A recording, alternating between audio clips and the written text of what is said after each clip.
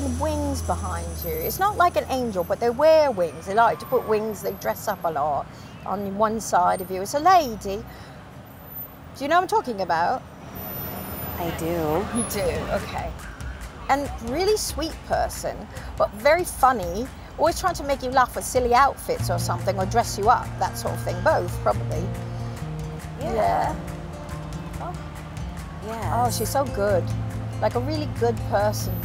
Well, the person I'm thinking of, and yeah, I think of her often, but the person you're saying is the person I'm actually thinking of. Okay. Was. It was. And that was her little sister. Her little my sister. Aunt Sherry. She was not your mom. The fact that she helped me to connect with someone that I haven't connected with in years, my favorite aunt, who passed on very early, and I just needed that connection.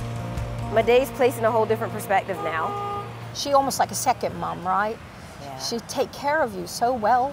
She did. She always knew exactly what you needed when you needed it, right? She did. But what's with the wings? What's with the wings? Why is she wearing wings for me? Well, I mean, she wore them for Halloween, and I think of her, she's wearing them now because I think she's in heaven. And she says food that she used to cook you. She says, she's talking about mac and cheese a lot. I don't know what that means. Yes. She's like big on mac and cheese. Yes, and so am I. Oh, good. The mac and cheese. I think I'm gonna try to recreate it. You know, because at first I haven't done it in a while because it used to make me sad, but just her confirmation and her connecting with my aunt tells me that it's okay to just try to recreate that dish. So I may do it this Sunday with my family. But you know the recipe, she gave you the recipe, she said. I have it. So that's why she's like, when you're making that, you think of me, I'm there. Yes. Well, that word just kept getting repeated to me, and I'm like, this is funny, and I'm gonna say it, and it's gonna sound weird, but mac and cheese! So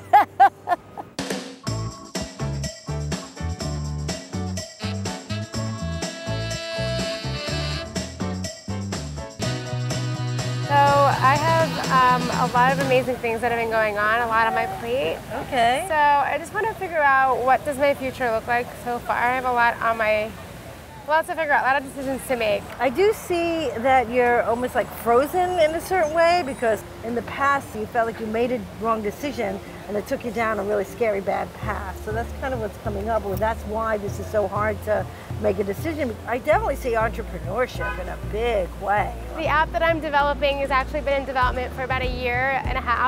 It's been a lot of giving up everything that you have, from life savings to no sleep. I think it's a service in some way where you're giving people a lot of happiness and joy, some like crazy, something that's just so super fun and helpful for people. Yeah, that's exactly it. Yeah, so that's meant to be. That's a huge success. Awesome, so you know that. You have that intuition. You can see that, you know it. It's just you're a little blocked with trusting your instincts. She's like, you have to just trust the process and not really get so stressed out about the actual process in itself, and be more excited about the outcome that you're providing other people.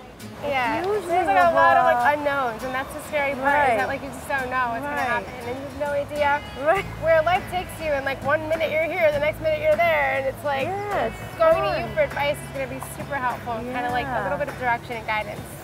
That was really awesome. I paid $20 for a reading yesterday, and I was so disappointed. And I wish I didn't spend that money, but I'm here, and this was the best reading I've ever had in all of the psychic history of readings, period. I can feel it and see it. You have nothing to worry about. Like, you're on this big path, and it's all working out better than what you expect. You gotta follow your own intuition. That's really, you know, that's the way to go.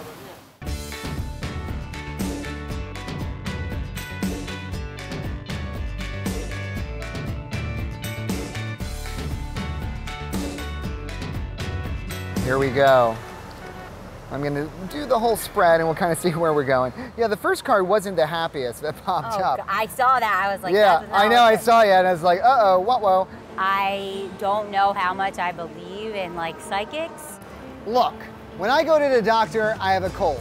If I go to a psychic, I have a question. The first card is more about, you know, feeling maybe betrayed, you know, or something not working out the way you want. Ooh. We've got a lot of drama popping up for you. I don't like it. You're so I'm not really a dramatic person. So. No, you seem sweet and happy and your energy is awesome. But let's see where this is going. So the first one is really just like not being happy about something. It's a backstab is what really the card is. I say if you can't help people, scare people. So I don't know if something like that or not has happened to you, but we'll go through this whole cycle and see where we're going. The past basically shows you kind of being lucky. What you put out is what you get back. Okay.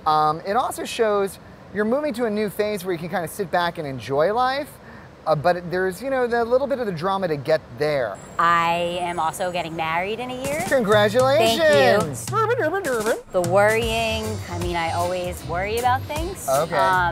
And I tend to care a lot about how people think, and I don't want to hurt people's feelings. The fact that he kind of hit some of the points that I could really feel, I think he was like pretty accurate. You have That's a lot of really positive true. energy, and I think you're bringing in even more. Perfect.